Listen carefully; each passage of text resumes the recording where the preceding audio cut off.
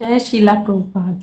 नमो विष्णुपादाय कृष्णपृष्ठाय भूतले श्रीमते भक्ति वेदांत स्वामिन्निति नामिने नमस्ते सारस्वते देवी गौरवाणी प्रचारिणे निर्विशेष शून्यवादी पाश्चात्य देशतारिणे जय श्री कृष्ण चैतन्य प्रभु नित्यानंदा श्री अद्वैत गदाधर श्रीवासादि गौर भक्ति वृंदा।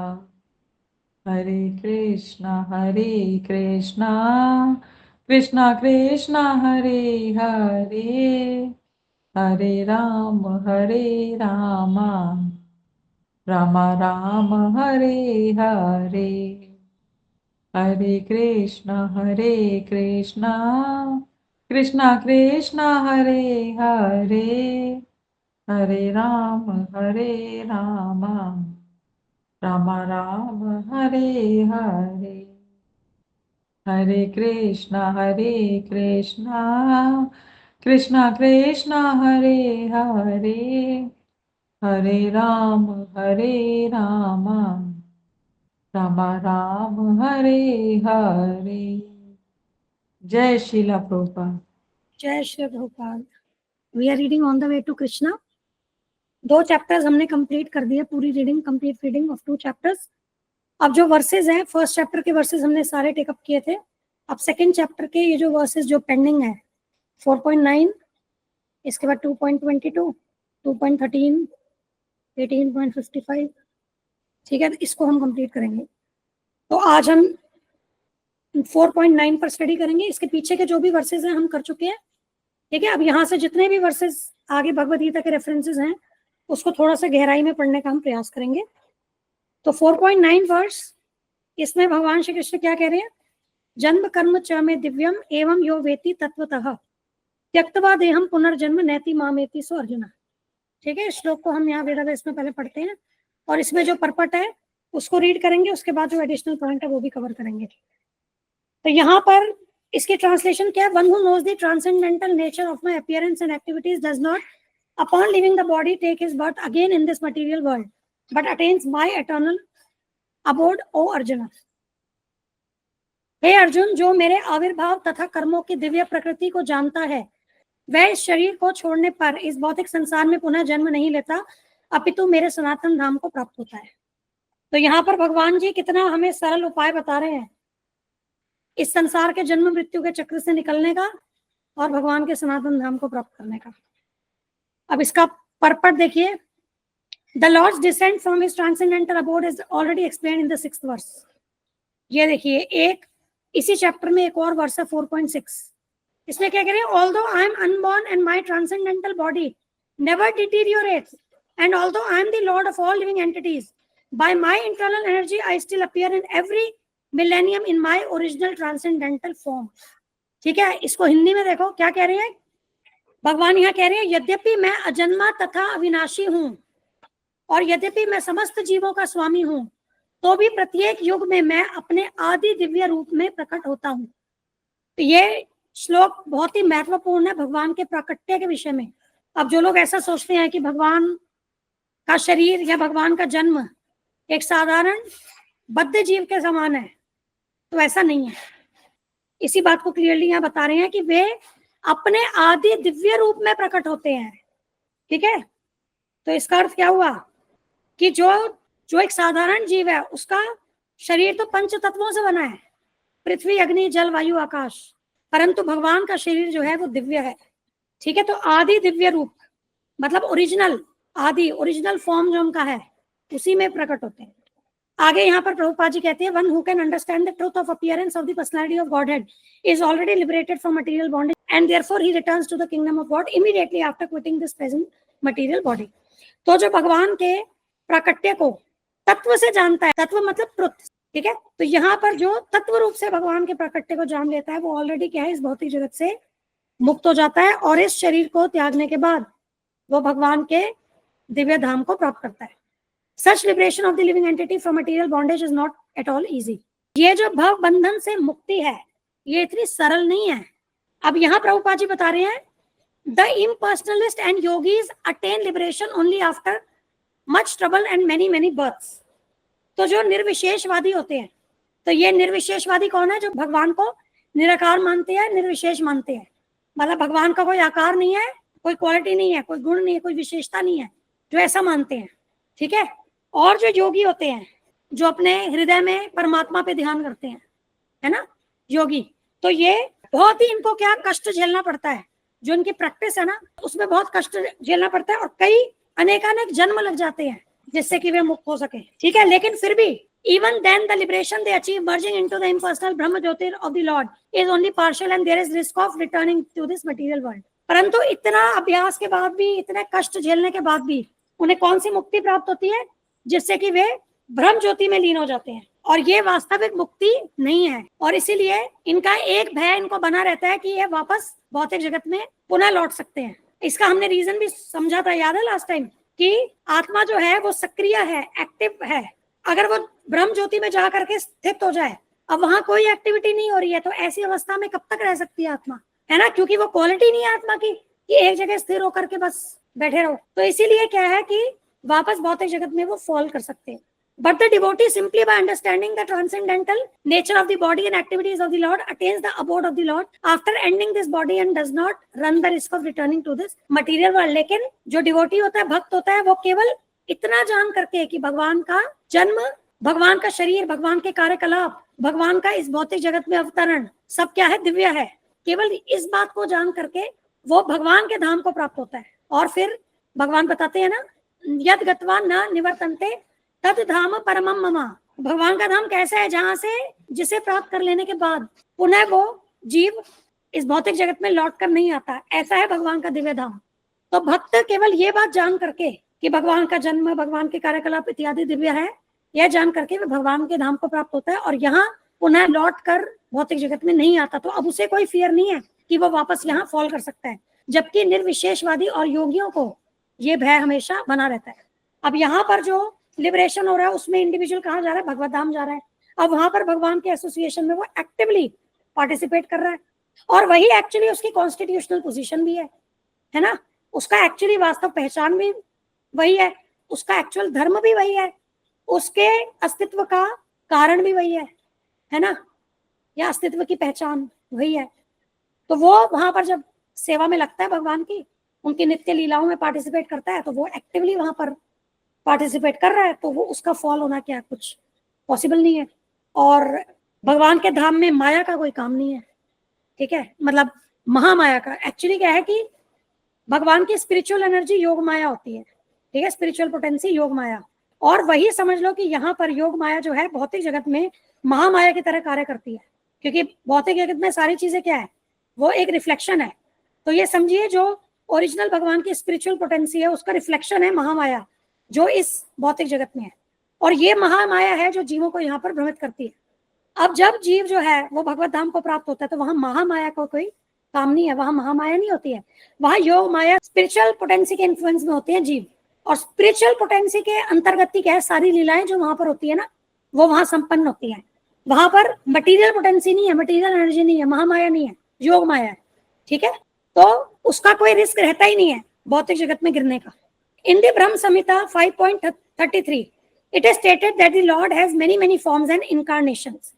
Advaitam, Achyutam, Anadim, Anant Rupam। तो भगवान के innumerable forms है, इनके अनंत रूप है। ठीक है। Although there are many transcendental forms of the Lord, they are still one and the same supreme personality of Godhead। तो भगवान के अनंत रूप है। ठीक है। वे सभी रूप क्या है? वे दिव्य हैं और वे सबकी जो पोटेंसी है वो सेम है, the same supreme personality of godhead. तो यहाँ हिंदी में क्या बताए? यद्यपि भगवान के अनेक दिव्य रूप हैं किंतु फिर भी वे अद्वय भगवान है। ठीक है। तो तत्व से वे सब समान है, सब विष्णु तत्व है। भगवान के अलग अलग रूप जो होते हैं वो सब तत्व रूप से एक समान है। ठीक है। तो इसलिए यहाँ है कि they are still one and the same supreme personality of Godhead. केवल क्या लीला या जिस प्रयोजन से, जैसे हमने 4.7 4.8 में पढ़ा कि भगवान किस प्रयोजन से यहाँ प्रकट होते हैं, तो जो भी भगवान के अनंत रूप है उनका कुछ ना कुछ क्या उनकी लीला के साथ, उस प्रयोजन के साथ कुछ कनेक्शन है ना, उसके साथ कुछ संबंध है, उसके अनुसार ये विभिन्न रूप प्रकट होते हैं, परंतु तत्व रूप से सब एक समान है, सब विष्णु तत्व है, सभी भगवान है, वही भगवान। अब बहुत सारे भगवान नहीं हुए लेकिन इसमें, तभी यहाँ क्या one and the same supreme personality of godhead, ठीक है, वो एक ही भगवान के अनंत रूप है। तो भगवान जो है वो एक ही है, और सारे ये रूप कहाँ से प्रकट हुए हैं? भगवान श्री कृष्ण से प्रकट हुए। इसमें मूल जो है वे अवतारी कृष्ण है, जिनसे कि विभिन्न रूप विभिन्न अवतार प्रकट हुए। One has to understand this fact with conviction, although it is incomprehensible to mundane scholars and empiric philosophers. अब इस तथ्य को हमें क्या है, पूर्ण विश्वास से समझना होगा।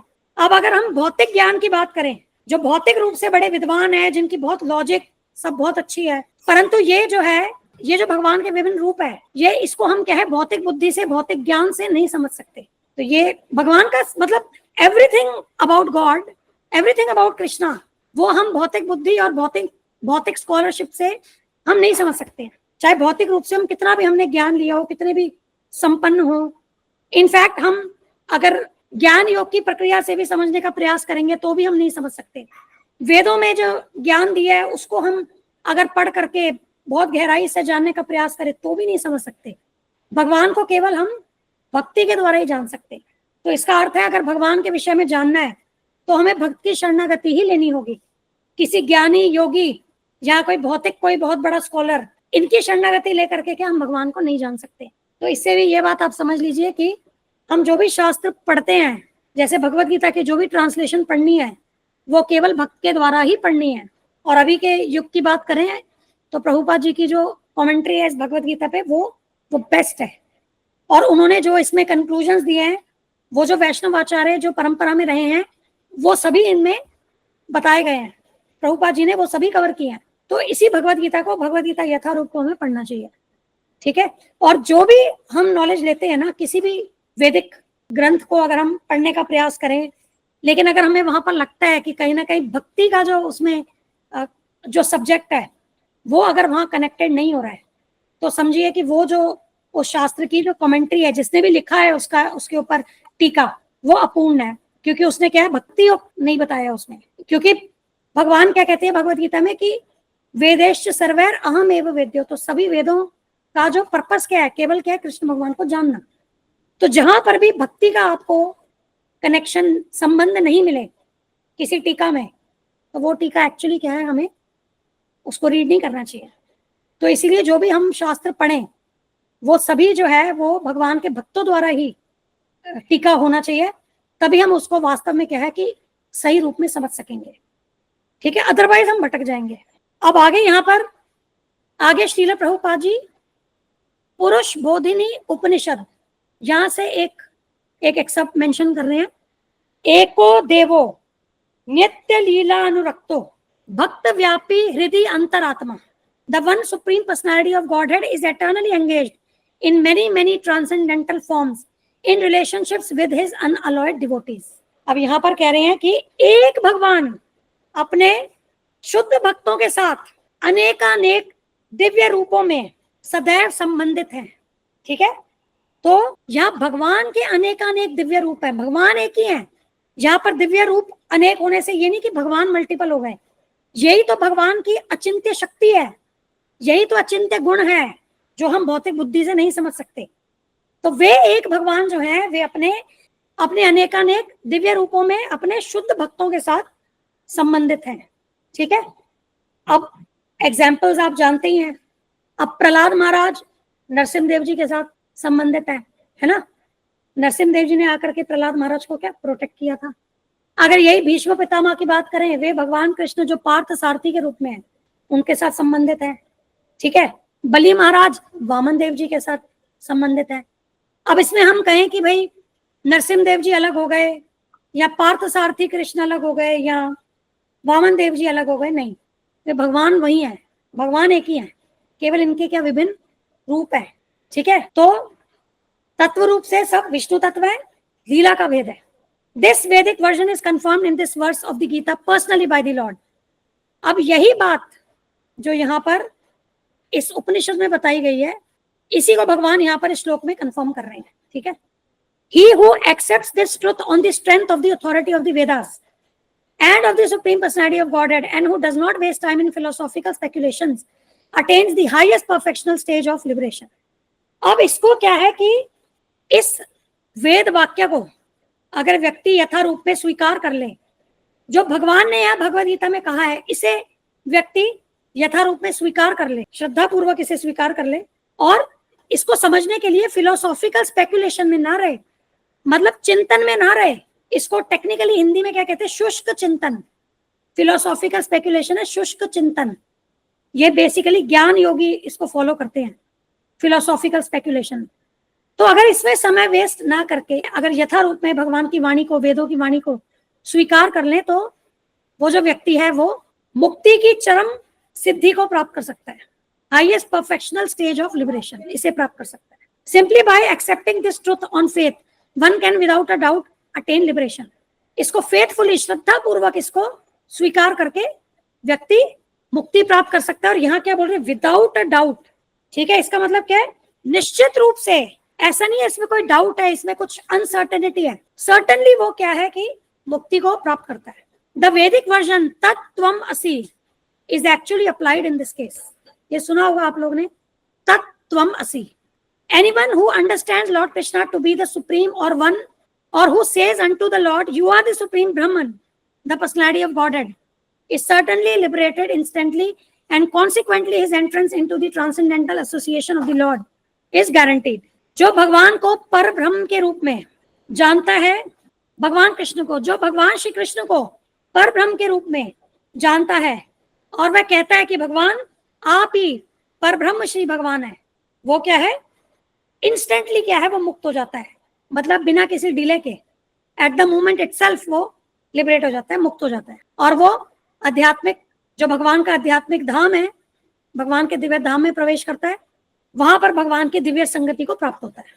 ठीक है, in other words such a faithful devotee of the Lord attains perfection, and this is confirmed by the following वैदिक असर्शन। अब एक और क्या है कि श्वेतश्वतर उपनिषद से यहाँ प्रभुपाद जी बता रहे हैं, तम एव विधिवाति मृत्युमेति नान्यः पंथा विद्यते अयनाय। One can attain the perfect stage of liberation from birth and death simply by knowing the Lord, the Supreme Personality of Godhead, and there is no other way to achieve this perfection. अब ये देखो, ये बिल्कुल match कर रहा है 4.9 से, देख रहे हो। तो केवल भगवान को जान लेने से इंडिविजुअल अपनी मुक्ति की परफेक्ट स्टेज को प्राप्त कर सकता है, और कोई तरीका है ही नहीं। उस सिद्धि को प्राप्त करने का कोई अन्य विकल्प नहीं है और कोई मेथड नहीं है। That there is no alternative means that anyone who does not understand Lord Krishna as the Supreme Personality of Godhead is surely in the mode of ignorance, and consequently he will not attain salvation simply, so to speak, by licking the outer surface of the bottle of honey or by interpreting the Bhagavad Gita according to mundane scholarship. ये बहुत important है, इस statement को अब समझो। मतलब अगर हम भगवान श्री कृष्ण को पूर्ण पुरुषोत्तम भगवान के रूप में स्वीकार नहीं करते हैं, तो हम भव बंधन से मुक्त नहीं हो सकते। ठीक है, क्योंकि ऐसा व्यक्ति जो भगवान श्री कृष्ण को पूर्ण पुरुषोत्तम भगवान के रूप में स्वीकार नहीं करता, वो किसमें है, तमोगुण में है। यहाँ देख रहे हो, क्योंकि तमोगुण का क्या क्वालिटी होती है, अज्ञानता। ठीक है, अभी 3 गुणों पे वीडियोस बनी नहीं है, उससे आपको क्लियर होगा, वो सीरीज में आप देखना। तो बेसिकली क्या होता है कि अज्ञानता जो होता है ना, वो तमोगुण का लक्षण है। तो यहाँ पर अगर व्यक्ति को यही अज्ञानता है कि भगवान कृष्ण पूर्ण पुरुषोत्तम भगवान है, वो मुक्ति प्राप्त नहीं कर सकता। ठीक है, अब इसमें उदाहरण देखिए, क्या है कि एक बोतल है, उसमें शहद है, और अगर व्यक्ति उस बोतल को बाहर से क्या है कि चाट करके शहद के स्वाद को लेने का प्रयास करे, वो कर सकता है? उसको मिलेगा क्या हनी? उसको वो स्वाद नहीं मिलेगा ना। तो वो क्या कर रहा है, वो शहद को बाहर से ही उसको प्राप्त करने का प्रयास कर रहा है। तो दैट इज नॉट पॉसिबल। जब हम भगवद गीता की इंटरप्रिटेशन भौतिक ज्ञान के आधार पर करते हैं, तो ये उसी प्रकार से है कि जैसे कि एक शहद की शीशी है आपके पास, और आप बॉटल को, उस शीशी को खोल नहीं रहे हो, उसको बाहर से ही चाट करके शहद का स्वाद लेने का प्रयास कर रहे हो, वो पॉसिबल नहीं है। तो इसीलिए भगवद गीता की इंटरप्रिटेशन जो है वो भौतिक ज्ञान के आधार पर ना करके भक्त के गाइडेंस में जाकर के इसे समझना चाहिए। तो उसी से जो वास्तविक, जो भगवद गीता का दिव्य रस है, वो हम प्राप्त कर सकते हैं। Such empiric philosophers may assume very important roles in the material world, but they are not necessarily eligible for liberation. तो ऐसे जो बहुत ही बड़े बड़े जो ज्ञानी पुरुष दार्शनिक, ये हो सकता है कि भौतिक जगत में एक इंपॉर्टेंट पोजीशन होल्ड करते हो, बहुत इंपॉर्टेंस इनको दी जाती हो, लेकिन केवल इस भौतिक जगत में उनकी यह पोजीशन, इसके आधार पे यह जरूरी नहीं है कि यह मुक्ति के लिए योग्य हैं। तो ऐसा नहीं है, या मुक्ति के अधिकारी हैं, ऐसा नहीं। Such puffed up mundane scholars have to wait for the causeless mercy of the devotee of the Lord. तो ऐसे जो अभिमानी विद्वान होते हैं इस भौतिक जगत में, इन्हें भगवत भक्त की अहेतु की कृपा की प्रतीक्षा करनी पड़ती है। One should therefore cultivate Krishna consciousness with faith and knowledge and in this way attain perfection. अब यहाँ पर क्यों कह रहे हैं कि उनको डिवोटी की कृपा की प्रतीक्षा करनी होती है? क्योंकि वास्तव में ना भगवान से ना हमें केवल डिवोटी, भगवान की भक्ति मिला सकते हैं, क्योंकि एक भक्ति होता है जो भगवान को जानता है। तो अगर हम भगवान को जानना चाहते हैं, भगवान से मिलना चाहते हैं, भगवान के साथ संग करना चाहते हैं, भगवान की सेवा में जुड़ना चाहते हैं, जो भगवान के साथ हमारा भूला हुआ संबंध है उसको स्थापित करना चाहते हैं, उसके लिए हमें भक्त की कृपा की आवश्यकता है। बिना भक्त की कृपा के हम भगवान कृष्ण को न जान सकते हैं, न उनका संग पा सकते हैं, न उनकी सेवा में लग सकते हैं। मतलब हम कृष्ण भक्ति में आगे बढ़ ही नहीं सकते। तो अब यहाँ पर जो 4.9 में भगवान बता रहे हैं कि भाई मेरा जन्म, मेरे कार्यकलाप दिव्य है, जो यह जान लेता है वह इस भौतिक जगत में पुनः लौट कर नहीं आता और वह मेरे दिव्य धाम को प्राप्त होता है। तो अब आप इसको दुआ एनालिसिस करके आप देखो इस श्लोक को, इसमें डिस्कवरी क्या हो रही है? इसमें डिस्कवरी हो रही है कि जब हम भगवान के जन्म को, कार्यकलापों को, अगर जब हम ये जान जाएं कि वो दिव्य हैं, तो हम इस जन्म मृत्यु के चक्र से निकल सकते हैं, भगवान के धाम को प्राप्त हो सकते हैं। फिर अंडरस्टैंडिंग में आप उसमें समझोगे कि भगवान जो है वो अजन्मा है, अविनाशी है, परंतु फिर भी वो यहाँ जन्म ले रहे हैं। इसका मतलब कोई जो कि अजन्मा और अविनाशी है और प्लस वो अपने मूल रूप में यहाँ आते हैं, जैसे भगवान ने और श्लोकों में जैसे बताया है। तो इसका अर्थ क्या हुआ कि मतलब जब यहाँ पर प्रकट होते हैं तो अवश्य इनका जो जन्म है ये हम जैसे बद्ध जीवों की तरह तो होगा नहीं, तो इसीलिए वो जो भगवान का जन्म है वो दिव्य है। इसी प्रकार से उनके कार्यकलाप, तो इसमें थोड़ा सा इलेबोरेट करके स्टडी करके कार्यकलाप में भी आप जान सकते हैं कि भगवान जब शिशु रूप में भी थे तब भी उन्होंने कैसे असुरों का वध किया था, और जब वो देवकी माता के समक्ष और वसुदेव जी के समक्ष जब प्रकट हुए थे तो चतुर्भुजी विष्णु जी के रूप में प्रकट हुए थे। बाद में उन्होंने शिशु का रूप धारण किया था। फिर उनके जितने भी कार्यकलाप है जो हम देखते हैं, जो लीलाएं देखते हैं, चाहे वो शिशु अवस्था में, बाल अवस्था में, या आगे जाकर के जितनी भी उनकी लीलाएं हैं, सारी क्या है, एक साधारण जीव ऐसा नहीं कर सकता है ना। तो वो दिव्य सब हो गए। अब इसकी एप्लीकेशन क्या होगी कि मैं भी जानना चाहती हूँ ये चीज, तो कैसे मैं इसको तत्व रूप से जानूं? क्योंकि क्या कह रहे तत्व रूप से जो इस बात को जानता है, और फिर इसको 18.55 से कनेक्ट करो जिसमें भगवान कहती है भक्तिया मामा भी जाना थी कि केवल भक्ति मुझे तत्व रूप से जान सकता है ना। और 4.34 से कनेक्ट करो जिसमें भगवान कहते हैं कि तुम गुरु के पास जाकर तुम विनम्रता से उससे प्रश्न करो, उनकी सेवा करो, गुरु की सेवा करो। तत्वदर्शी तुम्हें क्या है कि वो तत्व ज्ञान देंगे। तो भगवान की रिकमेंडेशन क्या है? गुरु के पास जाना है। और क्या रिकमेंडेशन है कि वो गुरु कैसा होना चाहिए? वो डिवोटी होना चाहिए।